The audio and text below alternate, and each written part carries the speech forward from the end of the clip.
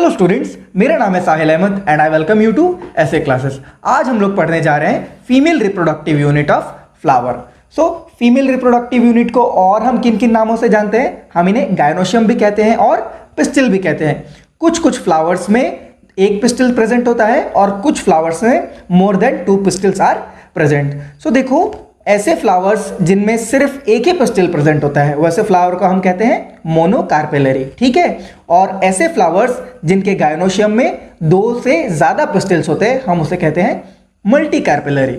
अब देखो, ये मान लो ये जो मेरा फिंगर्स है ये क्या है? पिस्टिल्स है, 5 पिस्टिल्स है, ठीक है। अब ये 5 पिस्टिल्स अगर एक साथ जुड़े हुए हैं आपस में, यानी कि ये 5 पिस्टिल्स जो है फ्यूज्ड हैं, ठीक है, तो हम इसे कहेंगे सिनकार्पस। ओके, अगर ये 5 पिस्टिल्स फ्री हैं तो हम इसे कहेंगे एपोकार्पस, ठीक है।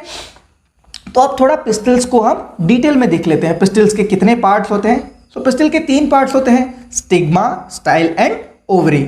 सबसे ऊपर वाला पार्ट जो है वो स्टिग्मा है। उसका काम क्या होता है, उसका फंक्शन क्या होता है? सो देखो, ये पोलन ग्रेन्स को रिसीव करता है। पोलन ग्रेन वहां पे लैंड करते हैं और स्टिग्मा का जो अपर पार्ट होता है वो बहुत स्टिकी होता है, जहां पे पोलन ग्रेन स्टक कर जाता है, ठीक है। और उसके नीचे वाला पार्ट कौन सा है? स्टाइल। ये एक सिलेंडर पार्ट है, ठीक है, स्टॉक लाइक पार्ट है, जहां से पोलन ट्यूब ग्रो करता है और ओव्यूल तक पहुंचता है, ठीक है। और सबसे नीचे वाला स्वोलन पार्ट जो है उसे हम कहते हैं ओवरी। ओवरी के अंदर ओव्यूल होता है, फिर ओव्यूल के अंदर एग्स होते हैं, सिनर्जिड्स होते हैं, एंटीपोडल सेल्स होते हैं, ठीक है, और पोलर सेल्स भी होता है। पोलर न्यूक्लियाई होता है और सेंट्रल सेल्स होता है, ठीक है। आगे हम लोग देखते हैं मेगास्पोरेंजियम का स्ट्रक्चर। मेगास्पोरेंजियम का स्ट्रक्चर कैसा होता है? सो मेगास्पोरेंजियम का मतलब है ओव्यूल, ठीक है। ओव्यूल और मेगास्पोरेंजियम में आपको कंफ्यूज नहीं होना है, ओव्यूल को ही हम मेगास्पोरेंजियम कहते हैं। सो ओव्यूल का स्ट्रक्चर हम लोग देख लेते हैं किस तरह का होता है। सो ओव्यूल का जो स्ट्रक्चर है वो ओवल होता है, ठीक है। और उसके अंदर आपका नीचे वाले पार्ट में आपका एग होता है और 2 सिनर्जिड्स होते हैं। ऊपर वाले पार्ट में आपके एंटीपोडल सेल्स होते हैं और बीच में 2 पोलर न्यूक्लियाई होते हैं और एक सेंट्रल सेल प्रेजेंट होता है, ठीक है। सो देखो, ओव्यूल को प्लेसेंटा से कनेक्ट करता है एक स्टॉक जिसको हम कहते हैं फ्यूनिकल, ठीक है। और ये ओव्यूल और फ्यूनिकल के बीच में जो जंक्शन होता है, इस जंक्शन को हम कहते हैं हाइलम, ठीक है।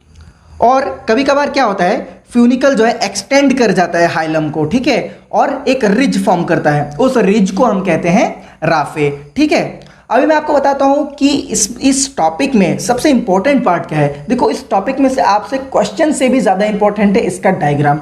अगर आपसे 3 मार्क्स का या 5 मार्क्स का क्वेश्चन पूछा जाता है तो आपको जरूरी है कि आपको डायग्राम बनाना ही बनाना है, इसलिए आप इसका डायग्राम बहुत ही अच्छे से याद कर रहे हैं। इसका डायग्राम बनाना बहुत ही सिंपल है, मैं आपको बता देता हूं किस तरह से इसका डायग्राम बनाना है। बहुत ईजी है, मैं इसको आप बना के दिखा।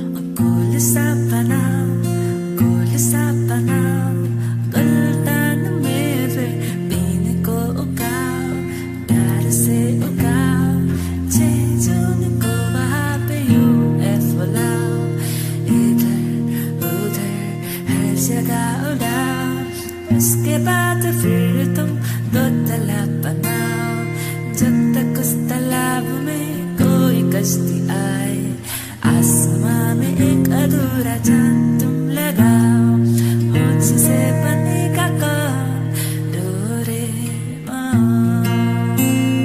तो ओव्यूल का जो डायग्राम है बहुत ही इजी है। इसका जो शेप है ओव्यूल का, देखो अंडे जैसा शेप है, ठीक है। ये नीचे वाला जो पार्ट है इसको हम कहते हैं हाइलम और ये ऊपर वाला पार्ट है चलाजल एंड, ठीक है। इसके आउटर वाले लेयर को हम कहते हैं आउटर इंटीग्यूमेंट, उसके अंदर वाले लेयर को हम कहते हैं इनर इंटीग्यूमेंट, ठीक है। और ये जो 3 सेल्स है ऊपर, इसको हम कहते हैं एंटीपोडल सेल्स, ये है सेंट्रल सेल और ये एम्ब्रायो सैक है, ठीक है। और ये बीच में जो बड़ा वाला सेल है, इन 3 सेल्स के बीच ये एग है और ये 2 सिनर्जिड्स है। क्लियर? अब हम लोग देख लेते हैं मेगास्पोरोजेनेसिस क्या होता है। So it is the formation of haploid megaspore from diploid megaspore mother cells. सो इसमें क्या होता है, जो माइक्रोपाइलर रीजन है वहां पे जो न्यूसेलस है, न्यूसेलस के अंदर जो सेल्स है उनका सेल का जो साइटोप्लाज्म है वो बहुत डेंस होता है और उनके न्यूक्लियस जो है प्रोमिनेंट होता है, ठीक है। वो बाद में डिफरेंशिएट करते हैं, डिफरेंशिएट करने के बाद एक सिंगल मेगास्पोर मदर सेल बनाते हैं। अब ये मेगास्पोर मदर सेल जो है रिडक्शनल डिवीजन शो करती है, मियोसिस शो करती है। मियोसिस शो करके ये 2 सेल्स में डिवाइड हो जाती है। उन 2 सेल्स को हम कहते हैं डायड, और वो 2 सेल्स दोबारा डिवाइड करते हैं मियोसिस के थ्रू और 4 सेल्स में डिवाइड हो जाते हैं। हम इसे कहते हैं मेगास्पोर टेट्राड और लीनियर टेट्राड। अब देखो ये जो 4 सेल्स है इनमें से सिर्फ एक सेल ही फंक्शनल होता है, बाकी के 3 जो है डीजेनरेट हो जाते हैं। अब ये जो फंक्शनल मेगास्पोर है वो डेवलप करता है फीमेल गैमेटोफाइट में, ठीक है।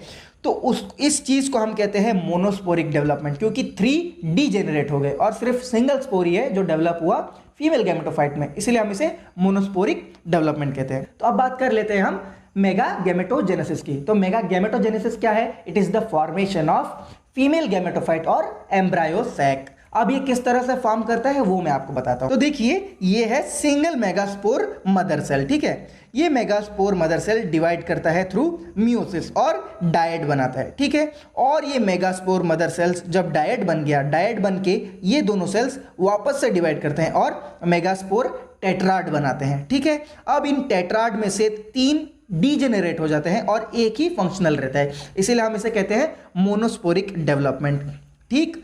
अब देखो ये जो एक मेगास्पोर मदर सेल डेवलप हुआ वो जब मैच्योर हो जाता है तब वो किस तरह से दिखता है। देखो ऊपर ये 3 एंटीपोडल सेल्स हैं, बीच में एक सेंट्रल सेल्स है और नीचे 3 सेल्स है, 2 सिनर्जिड और एक एग। तो अब टोटल न्यूक्लियाई कितने हैं हम वो पहले काउंट करते हैं। तो देखो 1 2 3 4 5 6 7 8, तो आपके टोटल न्यूक्लियाई कितने हैं? 8 है। अब हम सेल्स काउंट करते हैं, कितने हैं? 1 2 3 4 5 6 7। अब देखो यहाँ पे टोटल 8 न्यूक्लियस है और 7 सेल है, इसीलिए हम एक मैच्योर एम्ब्रायो सैक को 8 न्यूक्लिएट 7 सेल्ड एम्ब्रायो सैक भी कहते हैं, ठीक है। तो आज का ये वीडियो लेक्चर हम यहीं एंड करते हैं। आई होप आपको सारी चीजें अच्छे से समझ आ गई होगी। अगर आपको कहीं भी डाउट है इस टॉपिक से तो आप मुझसे कमेंट सेक्शन में पूछ सकते हैं। नेक्स्ट वीडियो लेक्चर में हम डिस्कस करेंगे पॉलिनेशन इन डिटेल। अगर आप मेरे चैनल पर फर्स्ट टाइम विजिट कर रहे हैं और इसी तरह के CBSE updates and biology videos, important questions, notes सारे आप पाना चाहते हैं, देखना चाहते हैं, तो मेरे चैनल को सब्सक्राइब कर सकते हैं।